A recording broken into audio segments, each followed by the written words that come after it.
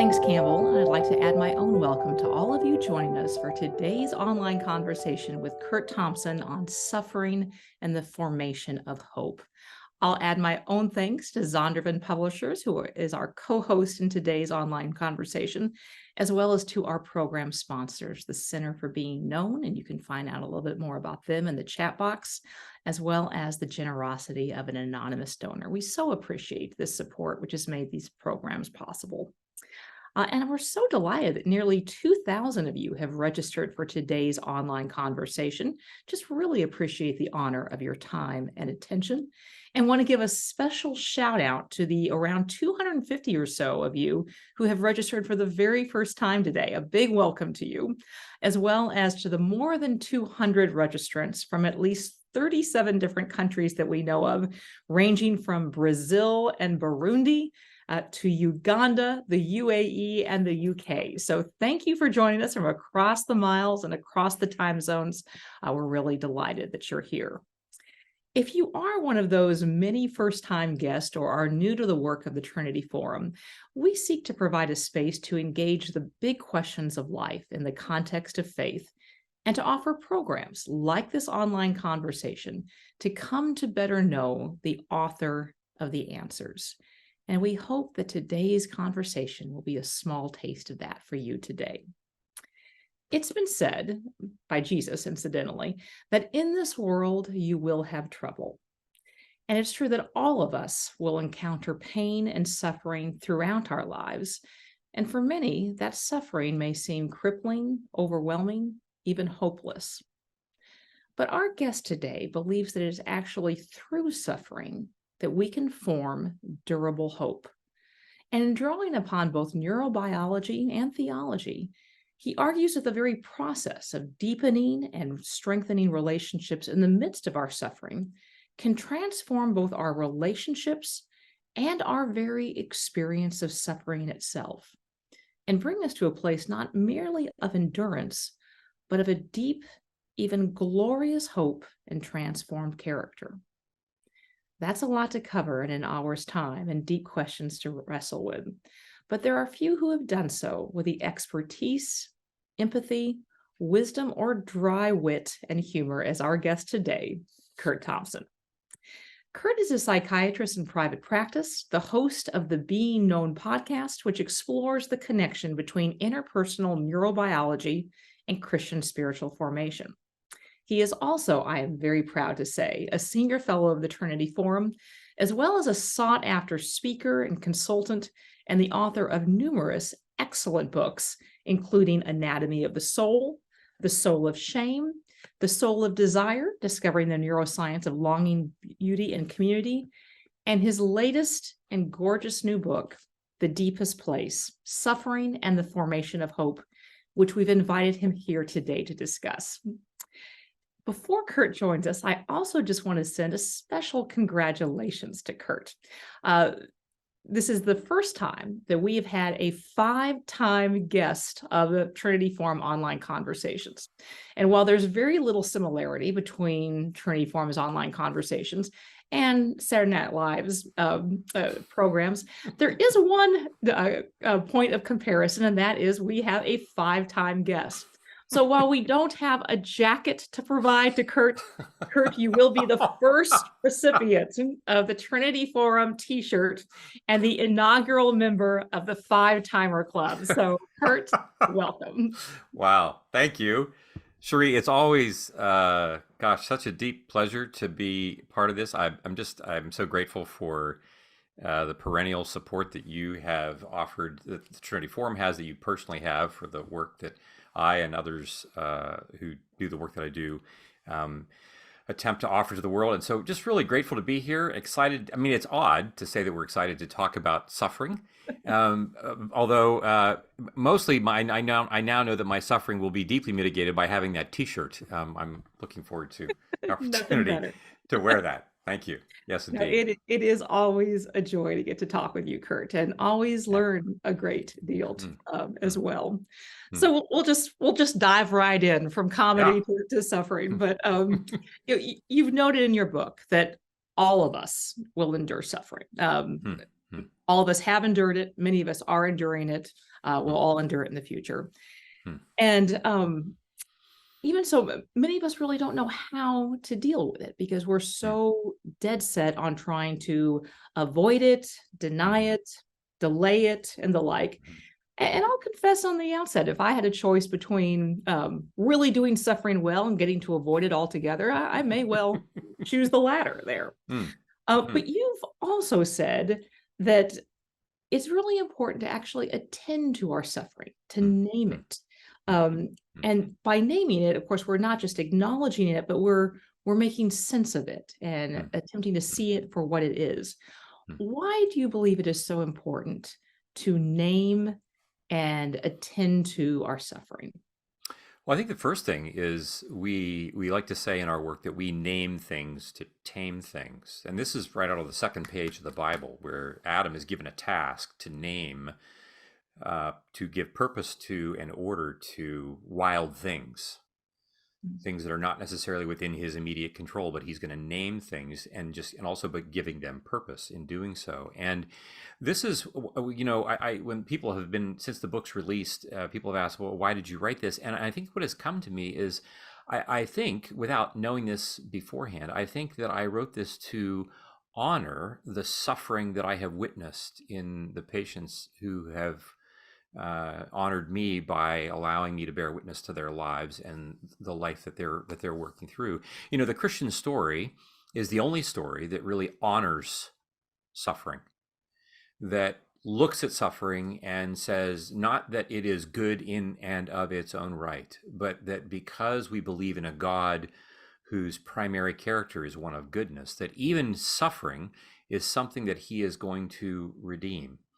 But we can't redeem things that we want to hide from. We can only redeem things that we're willing to look at square in the face. And when my patients have not just suffered for a certain period of time, but continue to suffer even as they do work that leads to growth, that leads to integration, that leads to wholeness, they discover that, gosh, I still have a family that behaves badly. I still have a medical malady that won't go away. I still have a child who will not leave their substance abuse problem.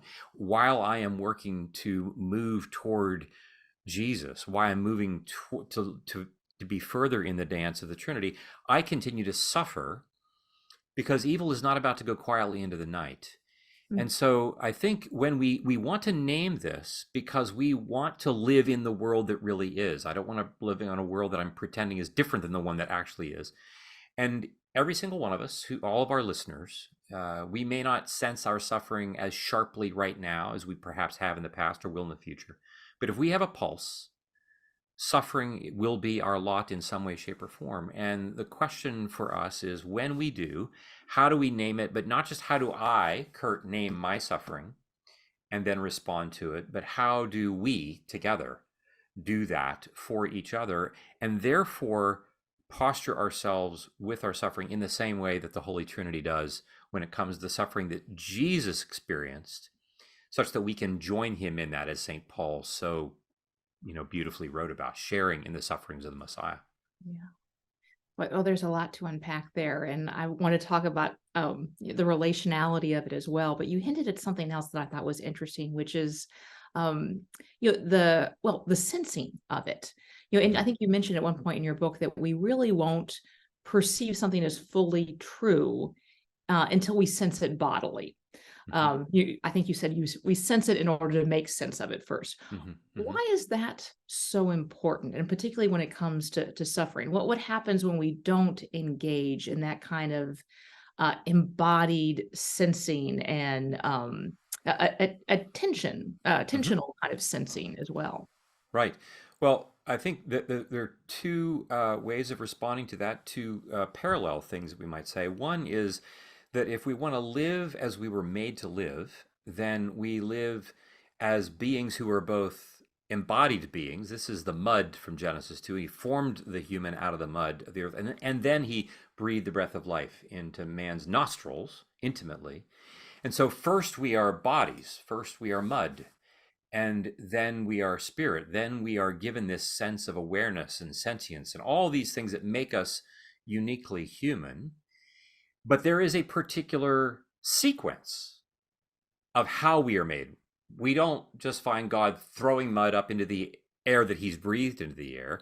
He starts with mud. And in that sense, we encounter the world all times first through our bodies. But and so therefore that's how our suffering emerges. Even if it's the suffering of something that's taking place literally in my mind, that's an embrained activity. This is a thing that's taking place with my brain.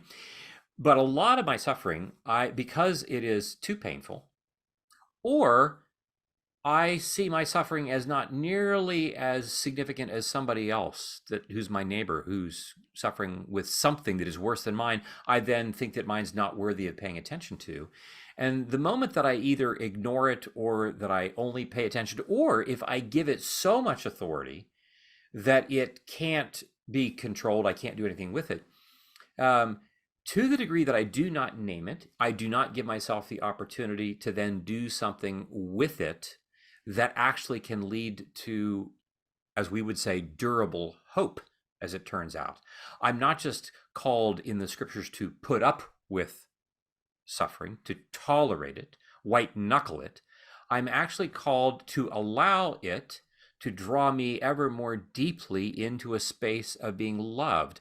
But I can't do that if I'm not first willing to name it. And I only do that most effectively in the context of a community in which I'm being deeply known, a community that often is the very source of how these things are called forth. Somebody has to ask me about these things. And I'll say, well, no, it's not that big a deal, because George across the street is in so much worse condition than I am. To which we would say that would be the sure sign that evil is doing its work well in me, because I'm now not naming it, but I'm going to burn energy to contain that suffering. And that will be energy that I do not have available for God to create the beauty and goodness that he wants to create through me and in me. I am betting there's probably a few Stoics who are watching who are having in sort of some internal reservations kind of being raised, because you even say in your book, there's been a lot of research showing that resilience in general has really declined quite sharply over the last 40 years. There's lots of studies about the fact that we are experiencing unprecedented wealth in the abstract, relative peace and prosperity, and yet we are all increasingly anxious, depressed. We talk about feeling unsafe. Is there a role for snapping out of it or not talking endlessly about one's pain or trauma? Is there, does a refusal to kind of face suffering make us more fragile? Or what's going on here? Why are we all so traumatized? Well, I mean, to take another example from the body itself, if you develop an abscess, you can just pretend that it's just not that big of a deal, and you notice it on your arm, and it's not that bad, and so you're just going to keep going. And at some point, somebody's going to say, "Hey, could you what's that thing on your arm?" And you're like, "Oh, it's nothing. It's merely a flesh wound, right? It's nothing that's going to create any problem for me." I want to name things, not for the purpose of groveling in it, not for the purpose of remaining in it. I want to name things in order for me to then be curious about what is the next action that we want together to take with this. Jesus coming is God naming the reality of the suffering of the world. It's God saying, I'm going to name things to tame things, and I'm going to tame it because nobody else here can. And I'm going to do so by actually entering fully into it, but not just to sit with it. This is where evil was caught off guard. It thought, gosh, as long as I can just capture Jesus in his suffering with crucifixion, the end of the story, I get to write the end of the story. But evil doesn't see Easter Sunday coming. And this notion of our naming suffering in order for us to have it transform us and be itself transformed by virtue of our seeing Jesus, seeing us in this. And this is where the body of Jesus plays such a crucial role. This notion of how in the coming together as the body of Jesus, we are demonstrating the Holy Trinity's life together. And so I become resilient not by white knuckling it, not by just snapping out of it. That's not resilience. Resilience actually is what happens when a newborn comes through the birth canal. A new look, we can't, we may have said this here before, right? We can't get newborns to take interviews so that we can find out, like, so, George, what was it like coming through the tunnel? And he's like, I don't know, but like, I'm not ever doing this again. But what happens when George comes through the birth canal, he's welcomed, hopefully. He's welcomed into a space where, oh my gosh, you're here after the middle of a hard journey, after once you were in a place that you were just fine being. And then the whole notion of developing secure attachment. We would say that part of what is important about developing a secure attachment includes my experiencing ruptures, my experiencing challenging things, hard things, things I don't like, things that are hard for me as a 6-month-old, as an 18-month-old, as an 18-year-old, but doing so in the context of a community that can enable me to know that I am not by myself in this very hard thing. As we like to say, I've said here perhaps before, the brain can do a lot of hard things for a long time, as long as it doesn't have to do it by itself. And this process of having and enduring hard things in the presence of others who are saying, this is really hard, let's keep going. This is the very thing that develops resilience. These are the hallmarks of what we need to be able to put into practice in order for resilience to develop. It doesn't allow me to be overwhelmed by suffering, but it also means that I can look suffering in the eye because I'm not having to do it by myself. And I develop a certain awareness that I can do things because I'm doing so because I'm taking other people with me, even when I'm having to do it by myself. Because really what I'm doing is taking others with me in that process. And this, of course, again, is a reflection of how the Trinity works in the world in the same way that I'm convinced was working with Jesus on Good Friday when Jesus can see the 12 legions of angels that he is going to choose not to call on, but who he knows is at the ready, are at the ready. And in this way, in not being alone, we can do a lot of hard work. And when the world looks at how we suffer together in this way, the world is flummoxed. Mm-hmm. How do we act? But this is what Jesus says: the world will know that you're my disciples by the way you love one another. And the way you love one another, one of the ways you will love one another most powerfully is by how you are with one another in the middle of your suffering. This is probably the central point of your book, and one that I thought was just so fascinating, the idea that we can develop hope, but we can't do it by ourselves. Right. It has to be in community. And you have devoted your professional life in many ways to helping people form or reform secure attachments. But how should those of us who perhaps aren't in the midst of deep suffering, how should we be looking upon the process of forging or developing durable hope as a community venture? What should we be doing?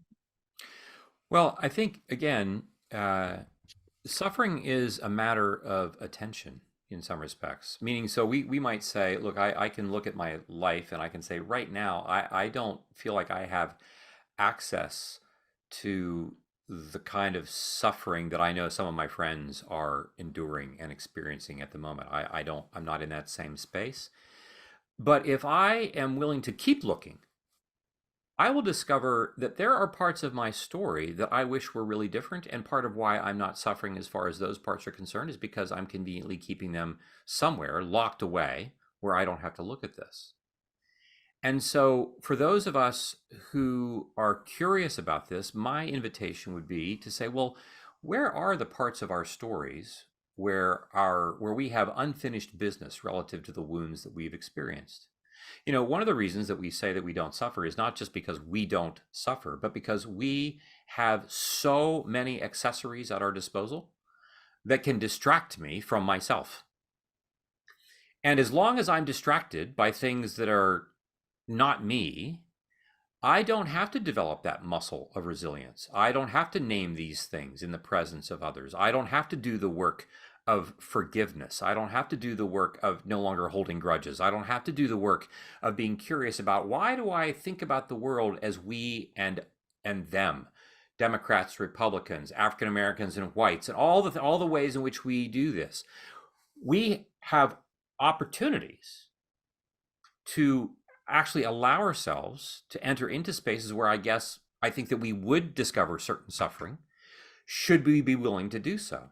And so one practical way would be to be curious about, well, what are the parts of my story where there is wounding, where there is sadness, where there is disappointment, where there is anger, where there is a lack of forgiveness on my part that I have not explored? And what would it be like for me to begin to be hospitable to these parts of my story in the presence of others, and then be curious about, what am I now going to do about these things? And also, as you do so, start to pay attention to what it's like for you to be in the room with the parts of you that you would really rather not be in the room with, but to do so in the presence of others. I think I find that, when we talk about the large scale fractures that we often talk about, in many respects, Cherie, they end up being simply rather enlarged extensions of our own inner lives. I can get online, social media, and we can talk about all the people who are not like us. And in so doing, what I am doing is not dealing with my own grief, not dealing with my own suffering. It is a way for me to distract myself from me. And the moment I decide that I'm going to pay attention to me, I will discover that if I were willing to actually have a conversation with someone who I otherwise see as other than me, I will find that they and I suffer in similar ways. And we come to find out that if I'm willing to be in the room with someone who suffers as I do, there's far more that we actually share in common than what makes us different. And this becomes that very space where the notion of paying attention to and naming our suffering is not just for our own good. It's not just so that I can no longer suffer. As we say in the book, look, I'd much rather read a book that can tell me how I won't have to suffer anymore. But that's not really an option for us as humans. But to the degree that I'm actually willing to do this work, it actually opens the door for connection with others at whose hand I've often assumed I am suffering. And this is why when we read in Galatians that Paul says that Jesus didn't just come to break down the wall between God and humankind, but to break down the walls between humans. And so I think that when we start to pay attention to this, we also see opportunity for what the Holy Spirit wants to do in bridging these gaps that we find. But these things aren't going to be things that we do by simply coming up with better ideas. They're only going to happen when we, in embodied community, are willing to take the steps of being vulnerable with others about our own brokenness. As you've described a lot in the book, it's intuitive to understand the incredible power of being in a community where you are seen and known and loved, and that endures, and that develops resilience and internal strength. But even when one has great relationships and secure attachment, we're all human.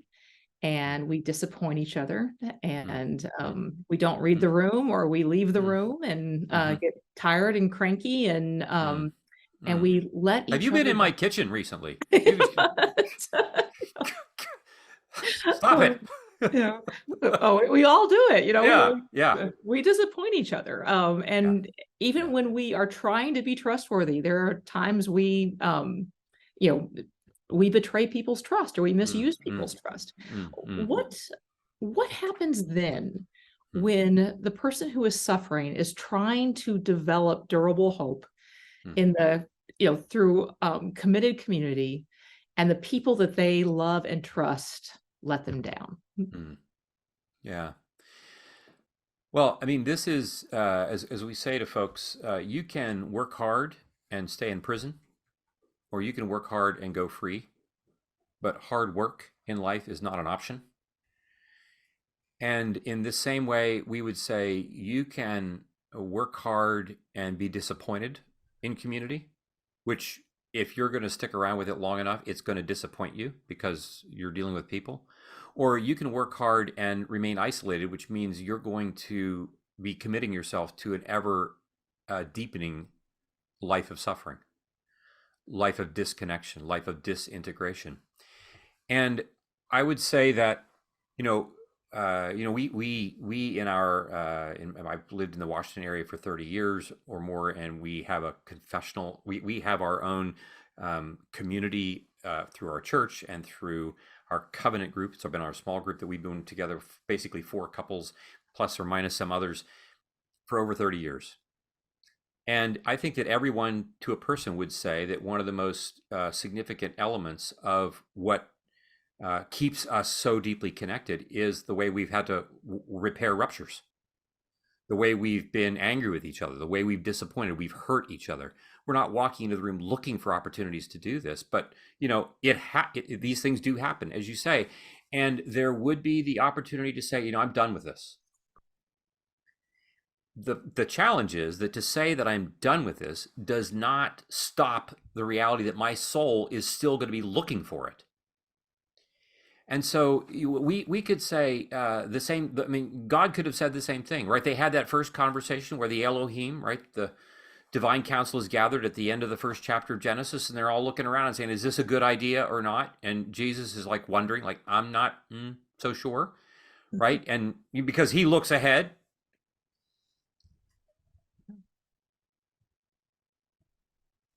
And they decide they want to do it anyway. And he just keeps trying. He tries with Abraham. He tries with the Hebrews. He tries with Moses. He tries with Samuel and David. And with Jesus, he has someone who listens. He has someone who's paying attention to the voice of the Father that says, you are my beloved. He's paying attention to this, and he's living as if it's true. And the power that comes forth out of Jesus loving us and not doing violence to us requires him to keep trying with people that throw him under the bus. And in our communities where, we are in a season in which a great number of people are describing how they have experienced pain and woundedness in the church. To which we would say, absolutely, we're naming the suffering, but we are naming the suffering not to throw the church under the bus. We're not naming the suffering in order to say, therefore, you no longer have to be part of that. We're naming the suffering in order to say, what will we now do with this very object that we love? We're going to, and we will have many listeners for whom we would say, yeah, there will be some relationships in which the person who has wounded you and the suffering that you experienced in that context is such that that person is in no way interested in pursuing wholeness. To which we would say, that's a relationship that you don't have to pursue. You're not going to, but in order for you to be whole, you're going to have to pursue another relationship somewhere. And I will say that Jesus is faithful to find us. And it is difficult to do. The gate is narrow. The road is narrow. The gate is not wide. We're coming to pick up a cross, not a Tesla, to follow him. This is hard to do. And at the same time, our willingness to continue to pursue intimacy in vulnerable community, even when we have a remembered track record of that community in other places having been painful, it is the only way forward. And it's not going to be a way forward where I only gather with people who think exactly like I think. This is really difficult to do. And we would say, I want to be looking for people who are willing to take the risk with me. And if it takes me 1, 2, 3, 17 tries, I would want to say to us, Jesus knows exactly what this is like. And he would be saying to us, now you know what it's like for me to be me. He's not just saying, I know what it's like to be you.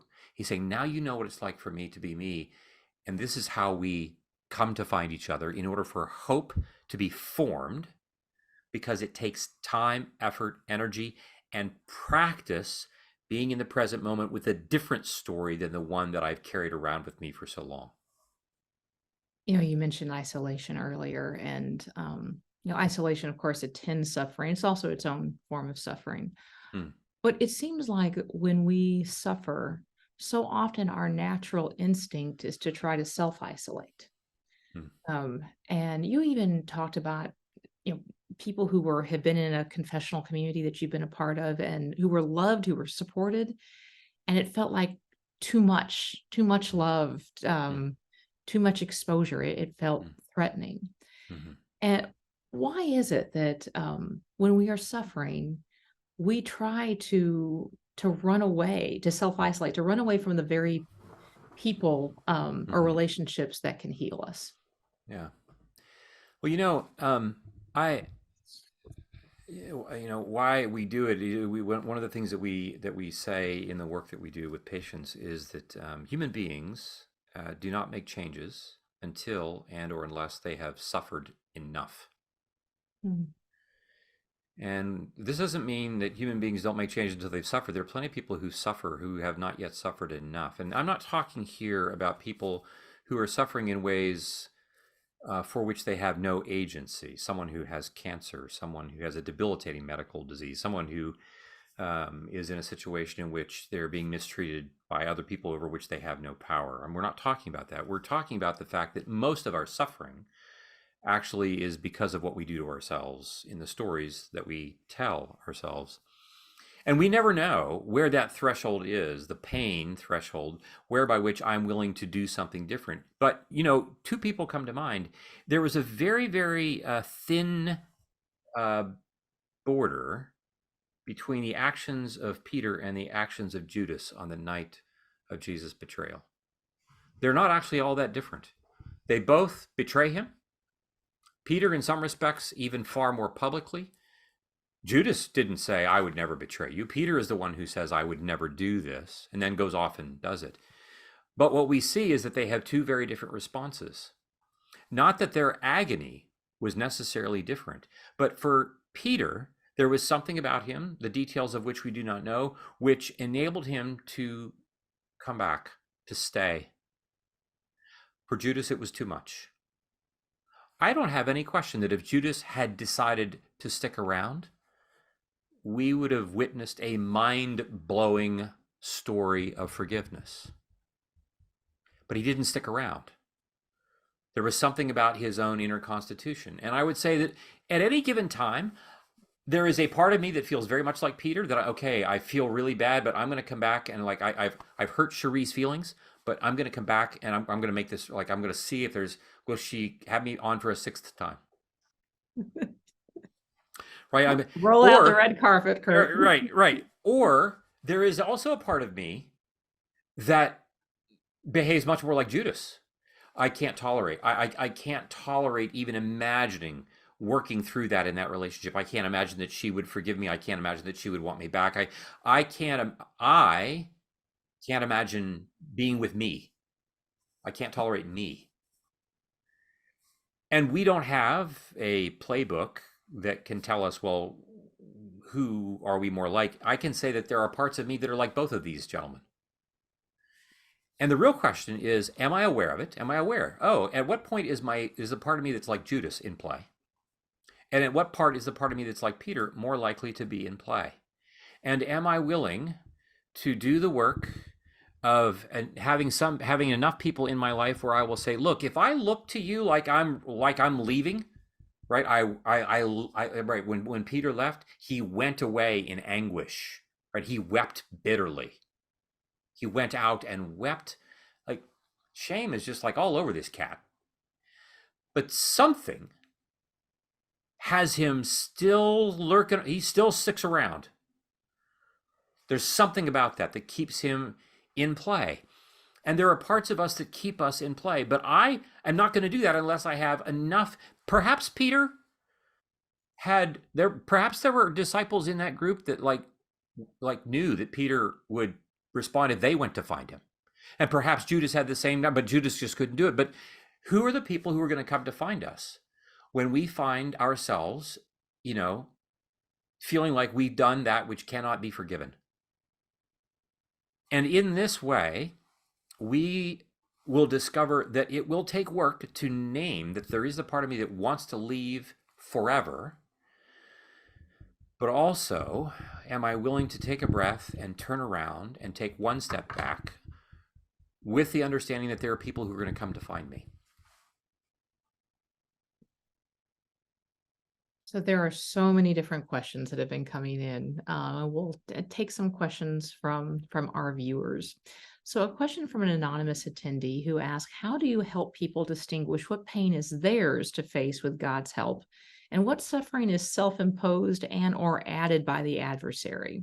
I also wonder about how you distinguish between inevitable pain and avoidable suffering. What different language you use, what strategies you suggest people practice, etc." Mhm. Well, let me just say, I appreciate the questioner and the question, because I too like to know that I know that I know everything that can possibly be known. And the reason that I like to know the differences between all these different questions, these different things that they've posed, which were like I'm asking the same question, is because I worry that I'm going to miss what I'm supposed to be doing. I worry that I'm going to misidentify. Well, does this belong to this person, or does this belong to somebody else? Is this suffering that they're self-imposing on themselves, or is this? And then I'm going to have my own suffering that I'm going to experience because I want to be helpful, and I'm finding it really difficult to feel like I'm not powerful enough, that I'm powerless enough to be helpful in this regard. Mhm. So let me just say that I really appreciate the question, because it reveals the parts of us ourselves that, even though we would say this is not maybe deep suffering, but there is a certain degree to which I suffer when I feel like I don't have all the answers for the person who is before me who is suffering. Just like Job's friends. And they didn't have the answers, and they would have done well if they just kept their mouth shut and would have said, "This is really hard. We don't understand how much it belongs to you, how much belongs to evil," because we know that they weren't all aware of what was going on between God and the devil in heaven. But we know that they had a sense of distress such that they couldn't not talk to him. But there are some things that we can do. We can say, what is the story that you're telling yourself about your experience? What's the story? What's the relationship that you're having with your suffering right now? What do you think? Do you think it's your fault? Do you think it's God's fault? Do you think, like, what are the, you tell me, tell me more about, let's name the nature of what it is that your experience is. And in so doing, we begin to explore the very, we're not just talking about suffering. In asking this question, we are entering into the suffering. The very act of being curious with people about what their experience is like is invitational to them, to allow you to share in their suffering. The very act of curiously connecting with people mitigates the nature of the pain that we experience. We like to say that suffering is our response to pain over time. It's the shorthand for it. And that suffering depends a great deal on the way I, as a human, both tell time, because if I know that I might have this pain for the next 6 weeks or 6 years or until I'm dead, that shapes my experience of the pain that I have. In addition, the story that I tell, nobody cares about my pain, I'm not going to be okay with my pain, that story also is shaping my experience of my suffering. And in this way, we are those who are responsible for this, and the presence of others who are curious with me without condemnation is one of the primary ways that it mitigates my experience of suffering. It doesn't eliminate it, but it changes it and enables it to be transforming for me. While also, for those of us who are asking the question, we discover that being engaged with people makes it possible for me not to feel the pressure that I have to know where all the lines are between one thing and the other. And over time and experience of sitting with our own suffering and that of others, we come to have a better sense of where those lines are. But I can assure us that Jesus is not worried about our knowing that we know at all times. He's far more interested, I think, in our simply being with people in their suffering without having to solve it. So another question comes from Victoria Martino, who asks, "How do we apply Paul's words in Colossians 1:24? Now I rejoice in my sufferings for your sake, and in my flesh I'm filling up what is lacking in Christ's afflictions for the sake of his body, that is the church." Hmm. What does this mean for us? Well, that and a PhD in theology might be able to get us an answer. Well, it's a great question, and I would say that text is not unlike the text that we explore in The Deepest Place. And one of the primary things that we talk about in the opening section of the book is I can read a text as a 21st century North American, and I read it as if Paul is writing to me, Curt, not writing to me, a member of a group in Colossae or in Rome. And I often read and hear this text as an abstraction. By abstraction, I mean like it is a cognitive process that I take in and I imagine. All true, but what does it actually mean as far as my embodied experience is concerned? When he talks about rejoicing, when he then talks about not only this, we glory in our sufferings, for suffering, leads to perseverance and character and hope. That glory is preceded by this question of faith, which is about trust, which is actually about attachment. I can't begin to talk about rejoicing in these sufferings without having a real embodied encounter with what it means to be deeply, comprehensively loved. And if I have an awareness of being loved as it has been given to me by the people who are in my life, who are the body of Jesus, this then is not primarily or first theology. Theology comes as a result of what I have experienced in my body. And if I am in the middle of pain and you are in the room with me and you refuse to leave, I come to experience what it's like to be grateful for, to literally to have joy with someone who stays with me in the middle of my pain. And I start to pay attention as much, if not more, to that than I do with my pain. If this is Paul's real experience, because he's not being distracted by the supercomputer that's in his pocket that we carry around with, if this is the case, then I have the experience of rejoicing literally in my chest long before I write about it in my letter to the church at Colossae. If I am not in a community in which I am practicing these things on a regular daily basis, this is just merely theology, which then leaves me wondering, like, how do I appropriate this? We appropriate it by living our real lives as they really are, not ignoring or pretending that we aren't suffering. But if we are willing to not accessorize ourselves, but live where we really are, we will come to find that I am so much more desperately in need of the connection and the mercy that others offer me, not just God, but real people in time and space. And that gives my body, my mind, my soul, all of me, a much more viscerally felt sense of what Paul's getting at in that text.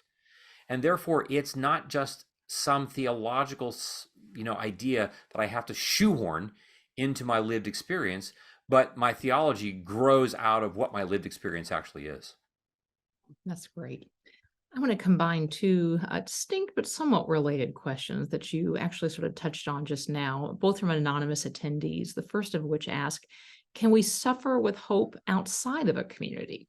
I'm speaking of those whose suffering causes them to fold into themselves and isolate. How, if at all, does one manage to find hope that way? And separately, how can we move forward in a community when it's that very community that caused a part of our suffering? Well, I would say one thing to consider is that when we talk about hope, we're usually talking about this thing that is particular to circumstances in which we really need it and want it. I really hope that my team wins. I usually talk about that because I'm worried that my team probably won't. I don't talk about hoping. But interestingly enough, when we walk across the floor, we don't consciously think, oh my gosh, like I hope that the floor holds when I walk across the floor. I'm not thinking that consciously, but my body is actually moving and living as if it is having to hope that the floor holds. This is what we learn from the time we come into the world, that hope is being formed by having experiences that teach us to trust that I can anticipate some form of goodness in my life. So much of that goodness is so common that I don't think of it in terms of being hopeful about it. I hope that I get to have a meal tonight for dinner. But I don't think of it in those terms because it is so common that I would, unless I were to find myself in a situation in which we couldn't have access to food. And then hope becomes something that I talk about in those terms. What we're really saying is that hope is a thing that we're living hopefully all the time. There are so many things that we are actually living hopefully for, and we actually experience them. The floor holds. I get to have my meal. What your question is getting at is those elements of our lives that are so rare for us to be loved in our woundedness, for us to have hope felt in the place of it, in the presence of this sense of the part of my story that feels so painful. And when we say, well, can a person have hope apart from others? And we would say, like, actually, no. My capacity for generating hope happens from the very time I come into the world because other people are enabling me to generate hope. That is why we would say, I don't form hope for myself. We form hope for me. We form hope for you, because this is how the brain works. We are co-creating an anticipated future of goodness and beauty, which is one of hope. It's then obvious that when we have communities that are the source of our pain, the question comes like we do with anything else. When we have experiences of wounding in communities that we long to be connected in, we do our best to repair those ruptures. We do our best to name the pain that we have. We do our best to say, when you said this, when you did that, I felt this. And are we then able to move to repair that?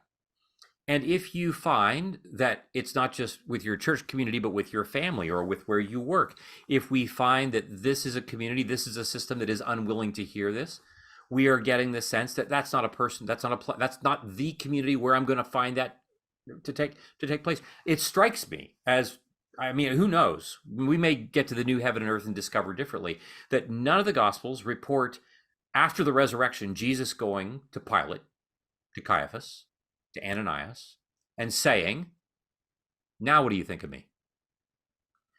Right? We would like to think that he would go and say something like this, but he's aware that these are not people who are interested in connection of this kind. These are not people who are interested in his kingdom. And so this takes time, this is difficult, and it takes practice, beginning with small groups, small communities of people who are willing to work with us in order for us then to make these decisions about what to do with these other communities that are so difficult for us to navigate at times. That's great. So we have a couple of questions, and I'll combine to both, people concerned about kind of the gradations, I guess, of suffering. An anonymous attendee asked, what if someone interprets disappointment as trauma? Is that distinction important, or should we just see them as variations on the theme of suffering? And Alexander Moorer asked, what would you say is a healthy balance between resiliency and admitting suffering, so that we grow and heal, but avoid taking advantage of others during the healing or even playing the victim card? Mm-hmm. Again, the nature of our questions are such that I'd like to know where the line is between disappointment and suffering. I'd like to know the line where these things are, which of course is revealing, like, what is it that I'm wanting? What is it that I'm worried about that I'm not going to have the skill set for when I'm encountering folks like this? When I'm encountering, frankly, the parts of me that don't, like, is my disappointment worthy of, like, is it worthy to me for me to call that suffering?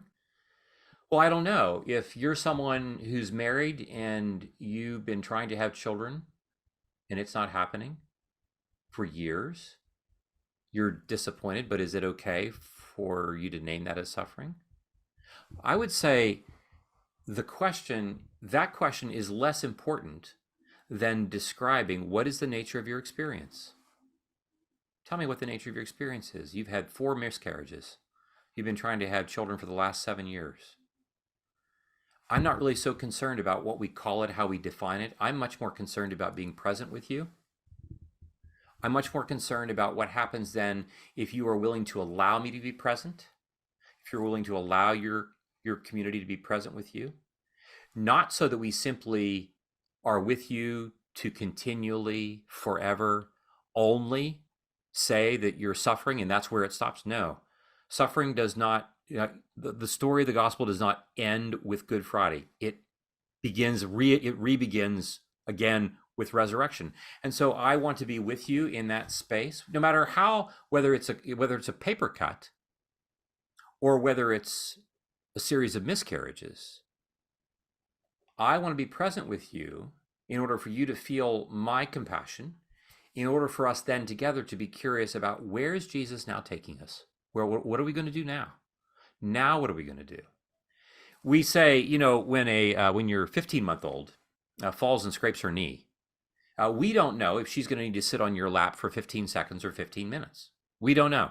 We as parents would like to know. I'd like to know, is this serious suffering or is this just her complaining? What is this? And why? Because I want to make the right call as the parent. I'm worried about me. I'm not sure it's not just about the kid, it's about me. We don't know always. But what we do know is that over time, we learn that it could be somewhere between those two things. What's most important is that that child have the experience of our being present with them. And then at some point, we're going to say, let's go clean your knee up. Let's see how you can move with this. And at some point with folks, there are folks who are not willing to be receptive to mercy. Judas wasn't. And there are folks that may say, look, I'm only interested in suffering, and I'm going to do this by myself. But like the lifeguard who finds you out in the ocean or in the pool and who wants to take you someplace, they're not going to take you someplace if you're not willing to go. And so these are all things then that when I am trying to discern, what am I supposed to do in response to this person is suffering, I also need discernment from my own community. What will we do together? How will we together discern this? Again, so that I'm not left alone to do this in the same way that my own minor suffering, because I can't figure out what I'm supposed to do, is not left by myself. And as such, we give the opportunity for the Spirit to move.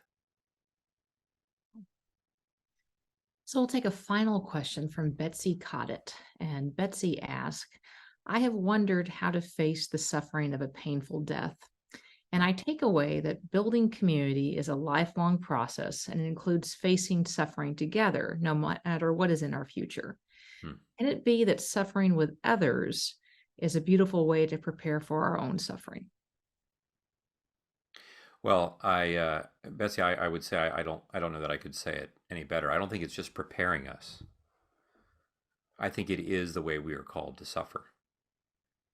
I think that when we are willing to reveal our suffering to others and are willing to be with others in their suffering, the Spirit enters this process and transforms not just us, but transforms the nature of even how we comprehend and apprehend the suffering itself. And we are drawn into a space where we sense Jesus' presence being with us more and more and more because we've been willing to name it in the context of community, in the context of others who are able to say, this is really hard, and we're not leaving the room. And we're going to stick around for as long as it takes.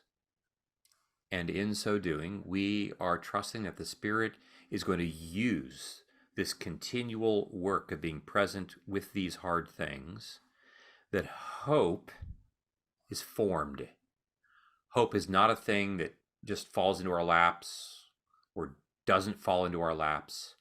It is a thing for which we have the capacity and agency to form collectively as I encode and embed these moments in which I'm seen, in which I'm comforted, even in the face of my pain, that I'm paying increasingly more attention to the face of the one who is with me than I am even to my pain. It doesn't rid me of it, but it reminds me that God is using this occasion to invite me into allowing him to love me ever more deeply. And in so doing, as we say, this bears witness to the world that there's something about the gospel that the world has no way to explain. And when it comes to our suffering, God tends to use it like he uses few other things, not just to enable us to know how deeply we are known, but to let the rest of the world know that as well. Thank you so much. And in just a moment, I will be giving you the last word. Hmm. Before that, a few things to share with all of you who are watching. First, just as we wrap up, there'll be a chance to take a survey, and we always appreciate reading and receiving your feedback. So thank you in advance to all of you who avail yourself of that survey. As a small token of our appreciation for doing so, anyone who does fill out their survey, we will give them a code for a free Trinity Forum reading download of their choice. And there's several that we would recommend that kind of go hand in hand with some of what we've talked about today. So we would particularly recommend Augustine's Confessions with an introduction by Jamie Smith, a couple of poetry readings, including God's Grandeur by Gerard Manley Hopkins and Bulletins from Immortality by Emily Dickinson, as well as On Friendship by Cicero, On Happiness by Aquinas, and Man's Search for Meaning by Viktor Frankl. In addition, we will be sending around an email to all of you who registered tomorrow with a link to today's online conversation that we would love to have you share with your friends, as well as a whole list of additional resources for you to be able to go further, including different Trinity Forum readings, as well as a notice of an upcoming conference that's hosted by the Center for Being Known with a registration link. So be on the lookout for tomorrow's email, and we'd love for you to share this conversation with others. In addition, I want to invite all of you who are watching to join the Trinity Forum Society, which is the community of people who together advance Trinity Forum's mission of cultivating, curating, and promoting the best of Christian thought for the common good. There's a whole variety of benefits that attend to being a member of the Trinity Forum Society, including a subscription to our quarterly Trinity Forum readings, a subscription to our daily What We're Reading list of curated reading recommendations, and as a special incentive and thank you for all of you who joined the Trinity Forum Society, with that or your gift of $100 or more, we will send you a signed copy of Curt's excellent book, The Deepest Place, so that we hope that we will be able to welcome you to the Trinity Forum Society soon.